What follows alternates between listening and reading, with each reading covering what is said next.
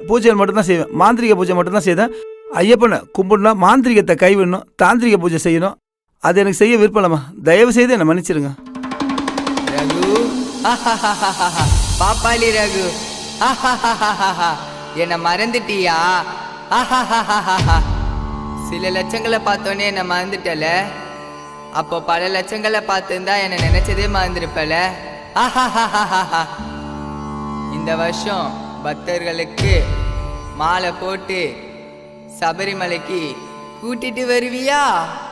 வரும் வழியில் என்னுடைய 18 அவதாரங்களையும் சொல்லி தருவியா? நம்பலாமா பாப்பாளி ரகு? கண்டிப்பா வருவியா? சபரிமலையில் உனக்காக காத்திருப்பேன். பாப்பாளி ரகு.